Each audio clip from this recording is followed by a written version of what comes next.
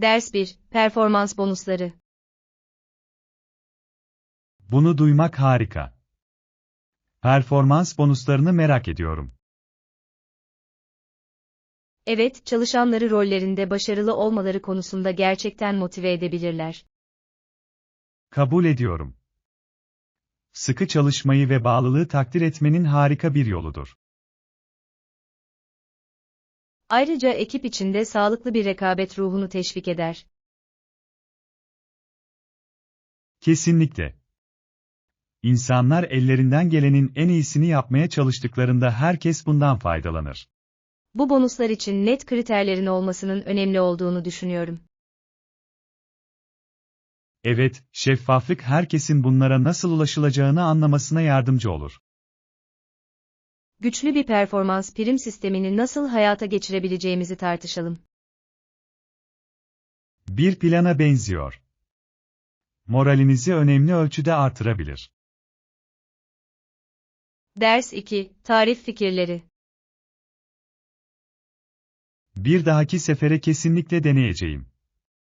Kulağa lezzetli geliyor. Bunu duyduğuma sevindim. Önerdiğiniz başka tarifler var mı? Evet, yakın zamanda harika bir baharatlı makarna yemeği denedim. Ah, o tarifi almayı çok isterim. Kulağa tam benim tarzım gibi geliyor. Bunu sana gönderebilirim. Basit ama lezzet dolu. Mükemmel. Hızlı ve lezzetli yemek pişirmeyi seviyorum. Ve daha fazla tarifi değiştirmeliyiz, yemek pişirmemizi heyecanlı kılıyor. Kesinlikle. Denemek için yeni yemekler keşfetmeyi seviyorum. Mutfak maceralarımızı paylaşmayı düzenli hale getirelim. Ders 3. Etkileri en aza indirme. Etkilerini nasıl en aza indireceğinize dair herhangi bir ipucunuz var mı? Evet, soluk almak çok önemlidir. Vücudunuzun başa çıkmasına gerçekten yardımcı olur. Tamamen katılıyorum. Yeterli su içmek büyük bir fark yaratabilir. Ayrıca günlük rutininizi ayarlamak kendinizi daha iyi hissetmenize yardımcı olabilir. Ne tür ayarlamalar önerirsiniz? Örneğin günün en sıcak saatlerinde yorucu aktivitelerden kaçınmaya çalışın. Bu mantıklı. Vücudunuzun ihtiyaçlarını dinlemek önemlidir. Kesinlikle. Bir denge bulmak, genel olarak nasıl hissettiğinizi gerçekten iyileştirebilir. Bu ipuçlarını kesinlikle rutinime uygulayacağım. Ders 4. Sabah rutinleri. Bu iyi bir rutine benziyor. Sabahları vakit bulmakta zorlanıyorum. Anladım, sabahlar birçoğumuz için yoğun geçebilir. Evet, bazen kendimi aceleye gelmiş hissediyorum ve kahvaltıya zamanım olmuyor. Bir gece önceden bir şeyler hazırlamayı düşündün mü? Bu harika bir fikir. Bana çok zaman kazandırabilir. Kesinlikle. Hızlı bir kahvaltı gerçekten güne olumlu bir hava katabilir. Sabahları kolaylaştırmak için yemek hazırlığı yapmayı planlayacağım. Bu bir plana benziyor. Kendinizi daha organize ve yola çıkmaya hazır hissedeceksiniz. Denemek için sabırsızlanıyorum. Ders 5. Yapılacaklar listesi.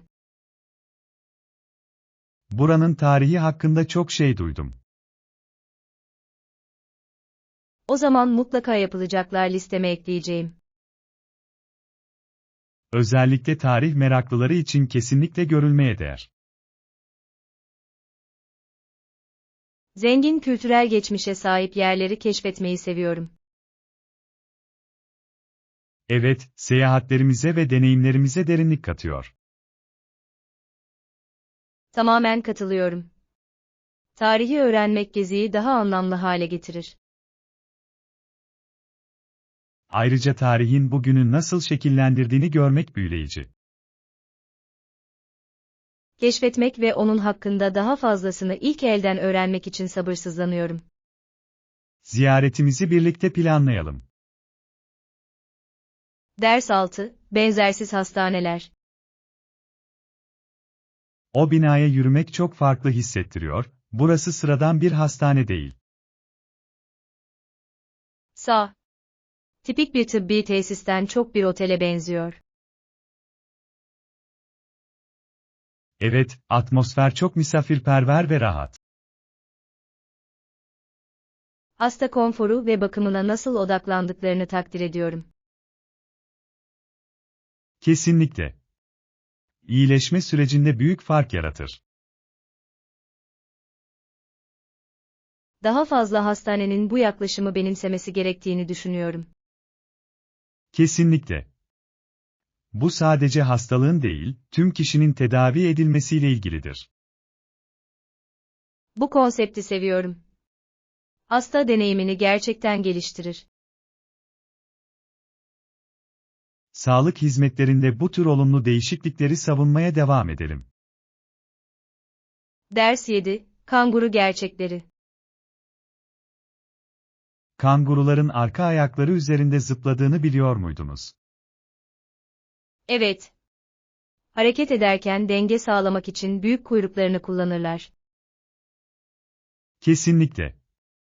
Çevrelerine nasıl uyum sağladıklarını görmek büyüleyici. Ve çok uzun mesafeleri hızla kat edebiliyorlar ki bu da etkileyici. Ben onların eşsiz hareket tarzlarını oldukça büyüleyici buluyorum. Ben de. Bunlar Avustralya'nın ikonik hayvanlarıdır. Onları vahşi doğada izlemek muhteşem bir deneyim olmalı. Bir gün bunu görmeyi çok isterim. Unutulmaz olurdu. Avustralya'yı ziyaret etmeyi ve onları görmeyi bir hedef haline getirelim. Ders 8, Hafta sonu kaçamakları. Aynı şekilde. Yakında bir hafta sonu kaçamağı planlıyorum. Bu heyecan verici geliyor. Aklınızda herhangi bir varış noktası var mı? Biraz temiz hava almak için dağlara gitmeyi düşünüyorum. Bu harika bir seçim. Doğa her zaman yeniden şarj olmama yardımcı oluyor. Evet, şehrin gürültüsünden biraz uzaklaşmaya ihtiyacım var. Oradayken herhangi bir açık hava etkinliği düşündünüz mü? Kesinlikle. Yürüyüş yapmak ve parkurları keşfetmek listemin başında yer alıyor. Kulağa mükemmel geliyor. Manzaranın tadını çıkarmanın harika bir yolu. Kaçmak ve doğada gevşemek için sabırsızlanıyorum. Ders 9, Tembel hafta sonları. En sevdiğim programları art arda izleyerek tembel bir hafta sonu geçirdim. Bu rahatlamak için mükemmel bir yol gibi görünüyor. Ne izledin? Herkesin bahsettiği yeni diziyi yakaladım. Bu konuda harika şeyler duydum. Söyledikleri kadar iyi miydi? Kesinlikle. Hikaye başından beri beni kendine bağladı. Bir şovun bunu yapabilmesini seviyorum. Harika bir hafta sonu geçirmenizi sağlar. Evet, bazen hepimizin yeniden şarj olması için biraz dinlenmeye ihtiyacı olur.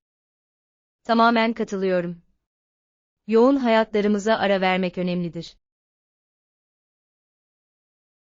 Yakın zamanda birlikte bir art arda izleme seansı düzenlemeyi planlayalım. Ders 10, Yeni Zelanda maceraları. Yeni Zelanda şehirlerini ziyaret etmek harika bir deneyim. Evet, ama aynı zamanda güzel kırsal alanında tadını çıkarıyorlar. Manzaralar nefes kesici, her yerde dağlar ve plajlar var. Ülke genelinde manzaranın ne kadar çeşitli olduğunu seviyorum. Kesinlikle. Tek yolculukta şehir macerası ve doğa kaçamağı yaşayabilirsiniz. Ayrıca yerel kültür de deneyime çok şey katıyor. Canlı sanat ve yemek mekanlarını keşfetmek için sabırsızlanıyorum. Planlarımıza hem şehri hem de kırsalı dahil etmeyi unutmayın. Kesinlikle. Unutulmaz bir yolculuk olacak. Ders 11. Motivasyonu korumak. Motivasyonu sürdürmekle ilgili ne demek istediğini biliyorum. Zor zamanlarda motive kalmak için herhangi bir ipucunuz var mı? Küçük, ulaşılabilir hedefler belirlemenin çok yardımcı olduğunu düşünüyorum. Bu harika bir strateji. İlerlemenin daha yönetilebilir olmasını sağlar.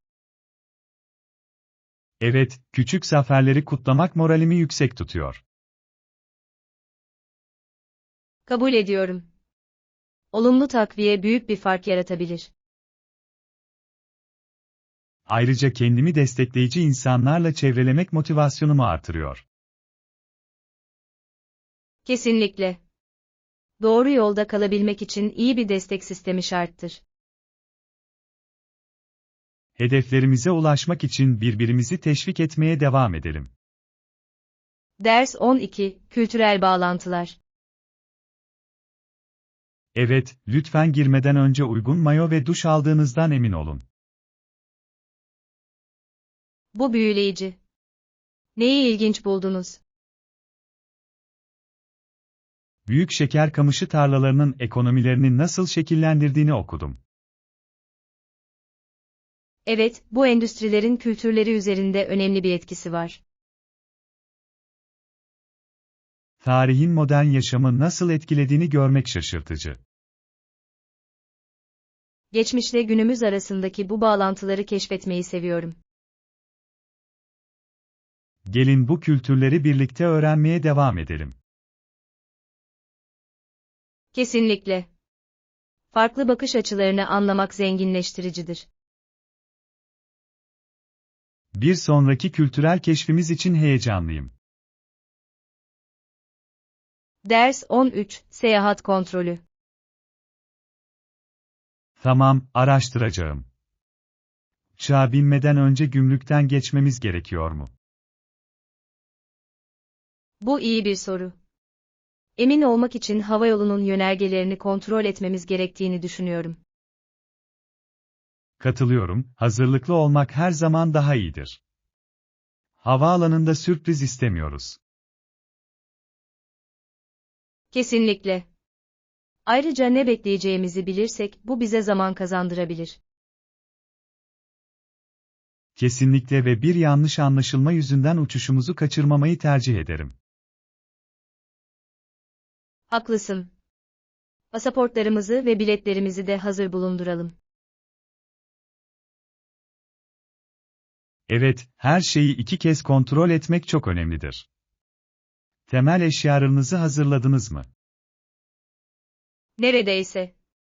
Sadece banyo malzemelerimi tamamlamam gerekiyor, sonra her şey hazır olacak. Mükemmel. Ben de eşyalarımı toplayacağım, sonra seyahat belgelerimizi birlikte gözden geçirebiliriz. Ders 14. Dans girişimi. Onunla vals yapmaya çalıştım. Oldukça iyi başlıyordum ama sonra ritmimi kaybediyordum. Bu anlaşılabilir bir durum. Alışık değilseniz vals yapmak zor olabilir. Kesinlikle. Tam bende olduğunu düşündüğüm anda müzik değişiyor ve kafam karışıyordu. Bu akışı hissetmek pratik gerektirir, ancak bunu anladıktan sonra çok eğlencelidir. Biliyorum. Gerçekten gelişmek istiyorum, böylece dans etmekten daha çok keyif alabilirim. Belki birlikte ders alabiliriz. Bu şekilde hatalarımızı öğrenebilir ve onlara gülebiliriz. Bu harika bir fikir. Eğlenceli bir deneyim olur ve birbirimizi motive edebiliriz. Kesinlikle. Ayrıca ikimizin de dans pistinde güven kazanmasına yardımcı olacağını düşünüyorum. Tamamen varım. Programımıza uygun bir sınıf bulalım. Ders 15, pasta planları. Yakınlarda lezzetli hamur işleri sunan bir kafe bulunmaktadır. Mükemmel. Sabah 10.00 gibi orada buluşup hep birlikte kahvaltının tadını çıkaralım. O sıcak kruvasanları ve taze kahveyi şimdiden hayal edebiliyorum. Ben de. Günümüze mükemmel bir başlangıç olacak. Ve son zamanlarda kaçırdığımız her şeyi yakalayabiliriz. Kesinlikle doğru dürüst sohbet etmeyeli uzun zaman oldu. Dört gözle bekliyorum. Menüde özel bir ürün var mı sizce? Umarım. Bazen denemeye değer mevsimlik ikramlar vardır. Bu heyecan verici geliyor. Bize iyi bir yer kapmak için biraz erken geldiğimden emin olacağım. Ders 16, görev dengesi. Projemizde işbirliği ve özerklik arasında bir denge bulmamız gerekiyor. Tamamen katılıyorum. Herkesin hem desteklendiğini hem de bağımsız olduğunu hissetmesi önemlidir. Daha küçük görevler verirsek, insanlar kendilerini daha sorumlu hissedebilir ve daha az bunalmış hissedebilirler. Bu mantıklı. Ayrıca herkes kendi güçlü yönleriyle katkıda bulunabileceği için yaratıcılığa da olanak tanır. Kesinlikle. Önemli olan ekibimizin yeteneklerini etkin bir şekilde kullanmaktır. İletişimi açık tutmak hedeflerimize doğru ilerlememize yardımcı olacaktır. Evet, iyi bir bilgi akışı yanlış anlamaları önleyebilir. Bu konuda aynı fikirde olduğumuza sevindim. Ekibe sunmak için bir plan taslağı çizelim. Kulağa iyi geliyor. Bu yaklaşımın çalışmalarımızı nasıl geliştireceğini görmek beni heyecanlandırıyor. Ders 17, ekstra maliyetler. Bu harika. Ekstra geceler için herhangi bir ek ücret var mı? Evet, özellikle yoğun sezonda genellikle var. Ben de öyle düşünmüştüm. Bunu bütçemize dahil etmemiz önemli. Kesinlikle. Otelin uzun konaklamalara ilişkin politikasını kontrol etmeliyiz. İyi bir fikir. Çıkış yaparken sürprizlerden kaçınmamıza yardımcı olacaktır. Ayrıca bütçemize uygunsa aktivitelerimizi ekstra gecelere göre planlayabiliriz. Sağ. Aşırı harcama yapmadan gezimizden en iyi şekilde yararlandığımızdan emin olmak istiyorum. Kesinlikle. Bu ekstra geceleri içerebilecek paket anlaşmalarına bakacağım. Mükemmel. Bu bize biraz para kazandırabilir ve konaklamamızı daha da iyi hale getirebilir. Ders 18, indirim arama. Siz seçeneklerimizi tamamlarken ben de mevcut indirimleri araştıracağım. Bu bir plana benziyor. Biraz para biriktirmek her zaman iyidir. Kesinlikle. Bir gezi planlarken her şey yardımcı olur. Kabul ediyorum. Bizim için en iyi konaklama yerini bulmaya odaklanacağım. Harika. İndirimleri birleştirebilirsek bütçemizde büyük fark yaratabiliriz. Kesinlikle. Ayrıca özel teklifler veya promosyonlar olup olmadığını da kontrol edeceğim. Mükemmel. Yeni bilgiler buldukça birbirimizi güncel tutmalıyız. Kesinlikle. Ekip çalışması kaynaklarımızdan en iyi şekilde yararlanmamıza yardımcı olacaktır. Birlikte hangi fırsatları ortaya çıkarabileceğimizi görmek beni heyecanlandırıyor. Ders 19, Şehrin yansıması. Onurlu yaşama mücadelesi veren teslimiyet, parlayan şehrin gerçek hikayesidir. Bu çok güçlü bir ifade. Gerçekten dayanıklılığın özünü yakalıyor. Evet, insanların zorluklara rağmen nasıl gelişebileceklerini vurguluyor.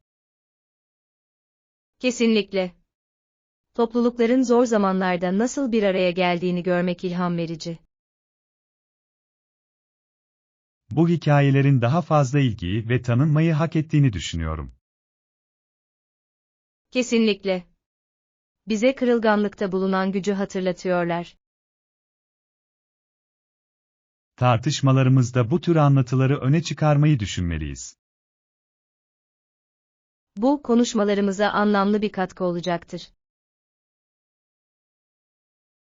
Kabul ediyorum. Bir sonraki projemizde bu temalara yer vermeyi planlayalım.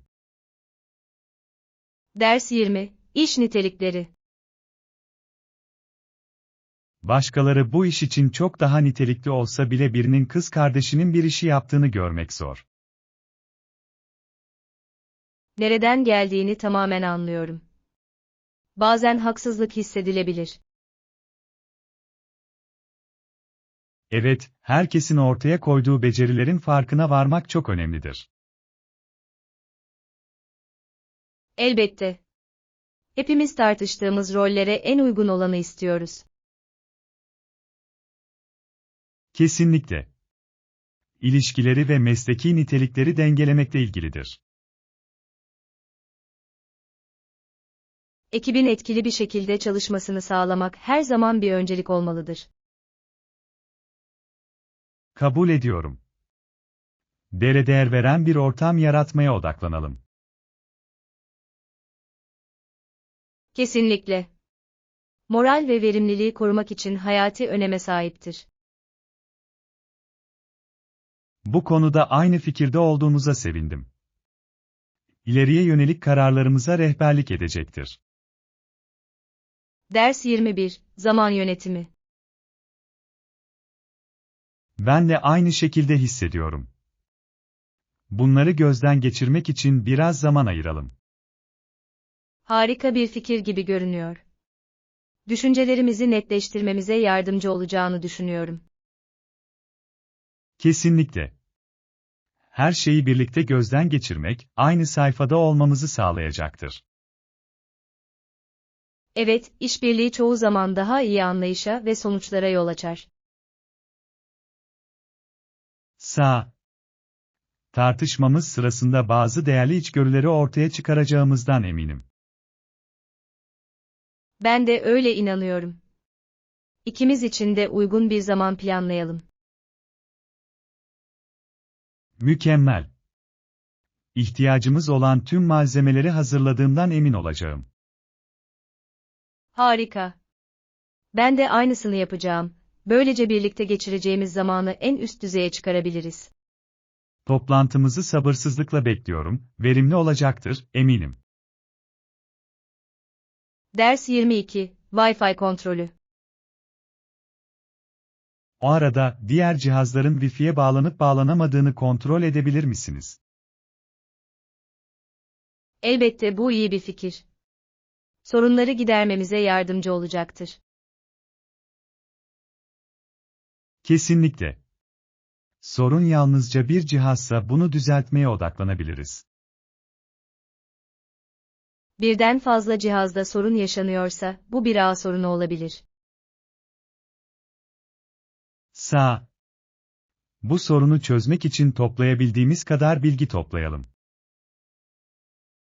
Sen dizüstü bilgisayarını kontrol ederken, ben de telefonumu ve tabletimi test edeceğim. Mükemmel.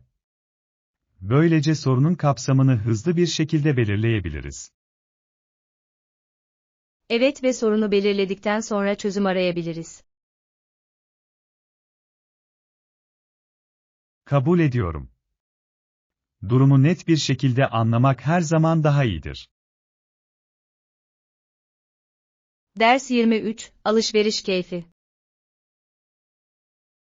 Mağazalara gitmekten gerçekten keyif alıyorum çünkü bir satın alma işlemi yapmadan önce bir şeyler denememe olanak sağlıyor. Bu doğru. Kumaşı hissetmenin ve nasıl oturduğunu görmenin özel bir yanı var. Kesinlikle. Ayrıca, internette göremeyebileceğim farklı tarzlara göz atmayı da seviyorum. Evet, dışarı çıkıp mağaza atmosferini keşfetmek güzel. Daha ilgi çekici hissettiriyor. Alışveriş yapmayı sevdiğiniz favori bir mağazanız var mı? Yerel butiği ziyaret etmeyi seviyorum. Her zaman benzersiz öğelere sahiptirler. Kulağa harika geliyor. Mağazaların kişiye özel hizmet sunmasını da takdir ediyorum. Kesinlikle. Alışveriş deneyimini çok daha keyifli hale getiriyor. Bazen çevrimiçi olarak bulunmayan harika fırsatlarla karşılaşırsınız. Ders 24, Tarihsel duruşmalar. Hiç suyun çilesini duydunuz mu? Geçmişte oldukça şok edici bir uygulamaydı. Evet, yaptım. Büyücülükle suçlanan bir kadının suya atılması büyüleyici ve dehşet verici. Kesinlikle. Yüzerse suçlu olacağına, batarsa ise masum olduğuna inanıyorlardı. Bu çok adaletsiz görünüyor. Bütün kavram gerçek kanıtlardan ziyade batıl inançlara dayanıyordu. Kesinlikle. İnsanların hayatlarının bu kadar saçma yöntemlerle nasıl kararlaştırıldığını düşünmek çılgınlık. Adalet ve haklar konusunda ne kadar ilerlediğimizi gerçekten takdir etmenizi sağlıyor.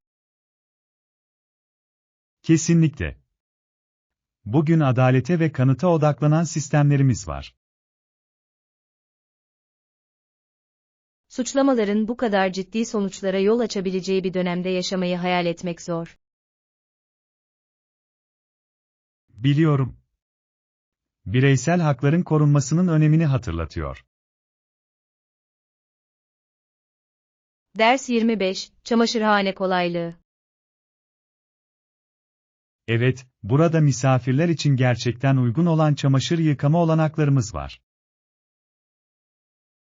Bunu duymak harika.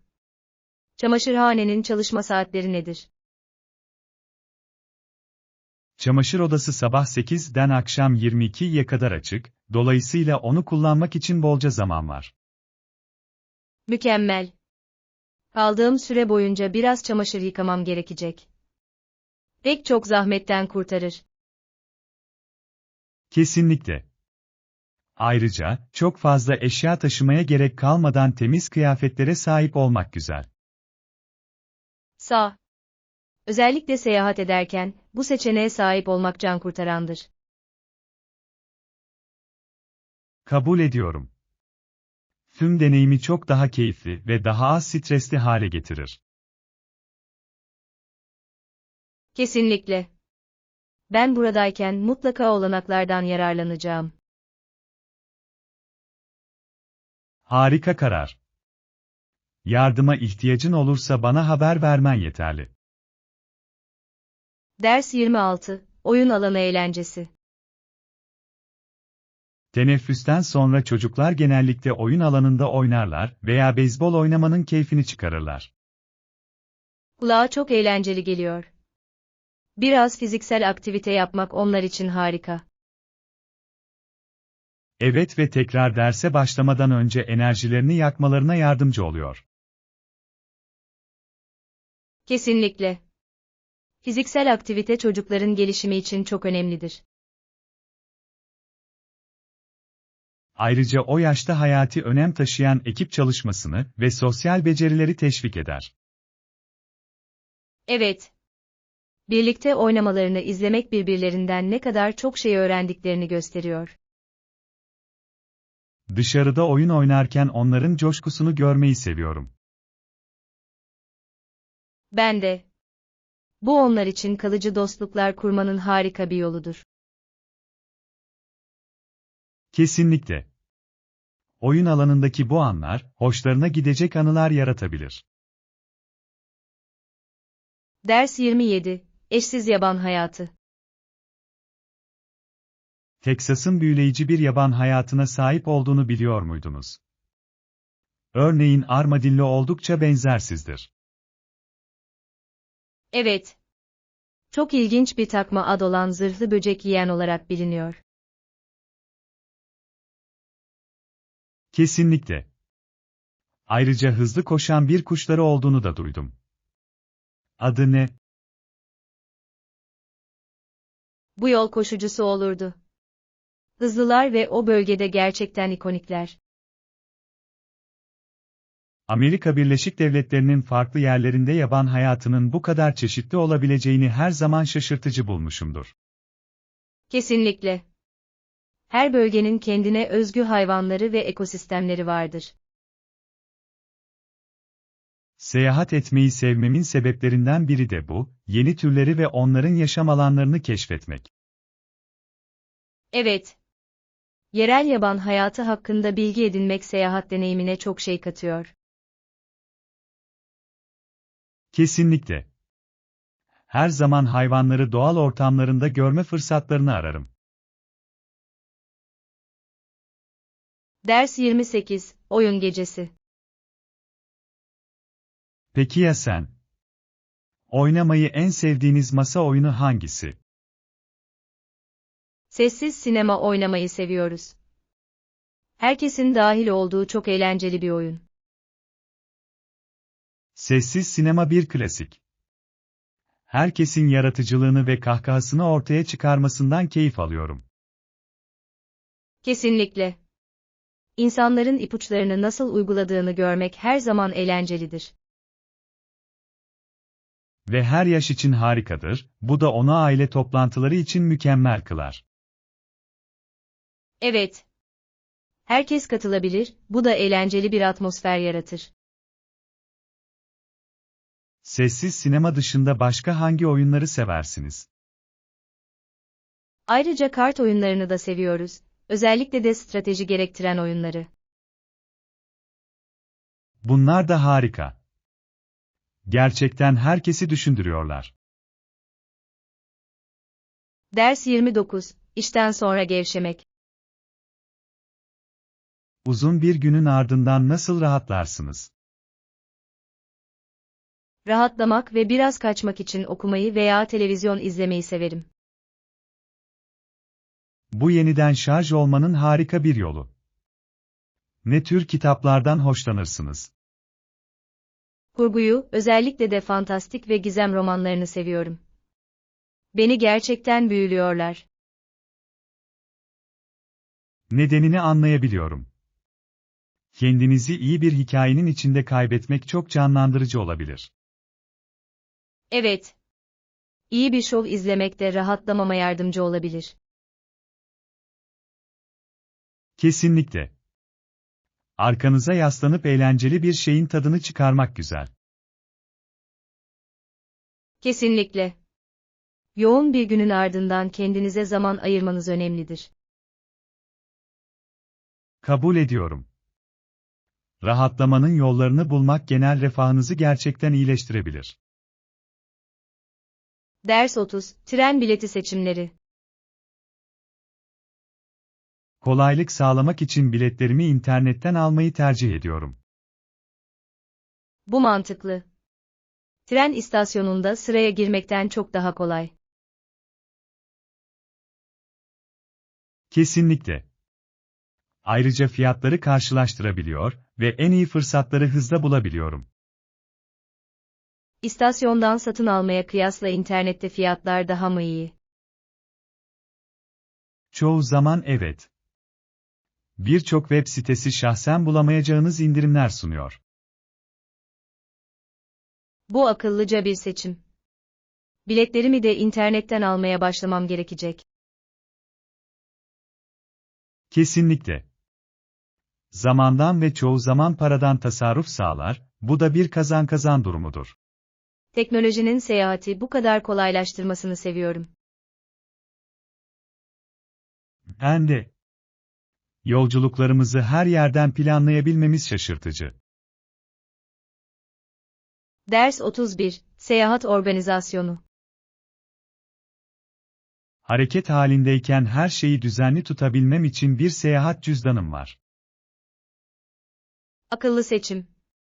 Tüm önemli belgelerinizin tek bir yerde olması önemlidir. Kesinlikle. Son dakikada bir şeyler aramanın stresinden kurtulmama yardımcı oluyor. Seyahat cüzdanınızda genellikle ne saklarsınız? Pasaportumu, biletlerimi ve tüm rezervasyon onaylarımı orada saklıyorum. Bu çok pratik geliyor. Taşıdığınız başka önemli eşyalarınız var mı? Evet, fikirleri veya planları not etmek için küçük bir not defteri de ekliyorum. Bu harika bir fikir. Seyahat ederken düşünceler için bir yerin olması güzel. Kesinlikle. Düzenli kalmak, tüm seyahat deneyimini çok daha sorunsuz hale getirir. Ders 32, Zihinsel netlik. Son zamanlarda streste önemli bir azalma ve zihinsel berraklığın arttığını fark ettim. Bu harika. Sizce bu değişime neyin katkısı oldu? Bunun daha iyi zaman yönetimi ve kişisel bakım uygulamalarının bir birleşimi olduğuna inanıyorum. Bu mantıklı.